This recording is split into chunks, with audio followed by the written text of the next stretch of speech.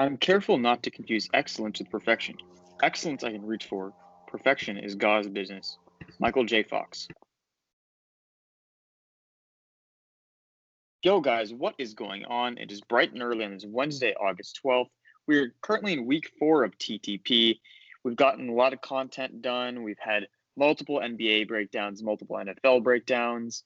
And this is our 4th Wednesday, which means that we're going to be having our second NBA player career breakdown. Last one was on Kevin Durant. Today's will be on Dwight Howard. Yeah, so today we're going to be talking about Dwight Howard, who is one of the most athletically gifted centers we've seen in the modern era of the NBA. And he's had an interesting career, started off really well, then he moved around to a lot of teams, and now I'd say he's found a place on a championship contender. Keshav, do you want to start with Dwight's early career? Yeah, sure. So, Howard grew up in Atlanta, and he was raised by parents with actually really good athletic connections at that time.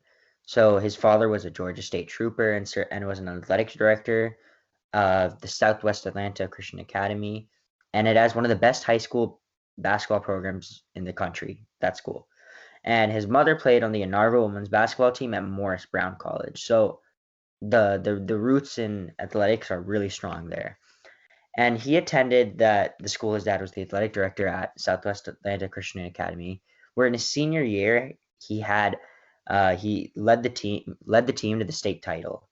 And as Scout said, he was versatile enough at the time to play guard, but he played power forward, and where he averaged 25 points, 18 rebounds, and 8 blocks a game, making him arguably the best high school player of that time. Inspired by Kevin Garnett, Dwight decided to skip high school and go straight to the NBA. And a little thing about Dwight is that he was always really inspired by Kevin Garnett, that he decided to wear 12 for his jersey because it was the reverse of Garnett's 21. I don't really get that, but I mean, I guess everyone has their own ways of, honoring someone they like, right? But, maybe what makes more sense is that the Magic had only 21 wins the season before he was drafted. Oh, wow. That's 21, actually 21. Holy fuck. I think that's more interesting, if anything. I don't know why he chose 12. I mean, there's some of these reasonings or stretches. We could make an entire episode on weird jersey numbers. At least there's reasoning behind this, but yeah, I don't understand. Like, did he not want to choose 21 out of respect to Kevin Garnett? If he wore 21, is that too much? Yeah, and see the thing though, if Curry wears 30, imagine I come into the league and I wear 3. Maybe it looks like I'm just imitating Chris Paul, not even Curry at this point. It's a little misleading. 12s? Yeah, no, that is. I mean, you could honestly take any number. He could earn 42, and then instead of saying he respects Jackie Robinson, he is doubling Kevin Garnett, and he's showing respect for him. Yeah, exactly. It's hard to tell. He's the second coming of Kevin Garnett, so he's 2 times 21. Right now he's wearing 39, so I'm not really sure. Maybe there's a story from that or something. I don't know. I'll try searching that up. Maybe he likes Calais Campbell 93. Okay, but why do you know the Magic? Isn't it 93? Just guessing. I don't know whatever. Calais Campbell. Yeah, it's 93. All right, it's 93. And Dwight, coming straight out of high school, was drafted first overall by an Orlando Magic team that, as I said, was really bad the previous year before. And they were struggling at that time to relive kind of that glory they had with Penny Hardaway and Shaq. So at that time they had T-Mac, though, as well, who was their next step forward in trying to get past the thing. But after a disappointing season and, the Magic traded T-Mac to the Rockets. And we all know what T-Mac did with the Rockets. So Dwight Howard found success in his first year, and he was the youngest player in NBA history to average a double-double, average at least 10 rebounds a game, and record more than 20 rebounds in a single game at that age. And on the season, he finished with 12 and 10, but he didn't win Rookie of the Year. That was won by former Connecticut forward Emeka Okafor with the Charlotte Hornets. And The Hornets were not good, but Okafor's stats were just better. He had like around 15 points, 11 rebounds.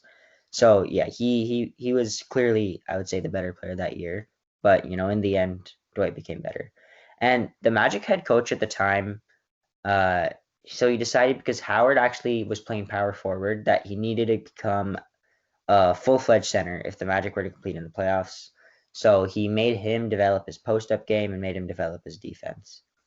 And he showed promise as he improved with each and upcoming season. But they failed to make the playoffs in the second season. But in the next 6 seasons, he led Orlando to the playoffs under coach Stan Van Gundy. After 2 early playoff exits, Orlando entered the 2009 season surprising a lot of people. They were the best team in the East. They finished with nearly 60 wins, and they led Orlando to their second all-time finals appearance, in which the first time they got swept by the 93-94 Rockets. And the Magic defeated, in this playoff series, the Magic defeated some really good teams. They defeated the Big Three Celtics in the second round. Actually, in the first round, I guess this may be notable too. They defeated the Sixers as well. And they also beat the early Cavs LeBron, which set him up in a game with the Kobe-led Lakers. So yeah, he faced a lot of good guys in this thing. He saw Kevin Garnett, he saw Rondo, he saw Paul Pierce, he saw LeBron, and he saw Kobe. And this was one of Dwight's best seasons. He had 21 points, 14 boards, and 3 blocks. But the Magic were just not good enough for the Lakers, and they lost 4-1 that series. But they in fact did have some close games. I mean, Game 4 they lost in OT, where they could have tied up the series, changed the momentum of things. But it seems at that time they just didn't have that veteran touch and veteran experience. And in this season, he led the league in blocks and rebounds, and he was the first player to actually ever do this. And in the next coming years, they didn't really find in the next 2 years they didn't really find much playoff success. In which they went 59-23 again. They lost in the Eastern Conference Finals, and then in 2010-2011, they lost the Eastern Conference first round. And the season after that, they also lost in the first round. So yeah, the Magic, clearly they weren't able to capitalize on that great season. Even though they went 59-23 the next season, they weren't able to beat, a really good, healthy Celtics team. And that's pretty much it with Dwight's Orlando days. Then comes the big moments in LA that Chirag may like to talk about. Yeah, before moving on, I'd just like to say that he has some pretty crazy streaks, like that from 2007 to 2013. Except for one season, he led the league in rebounds.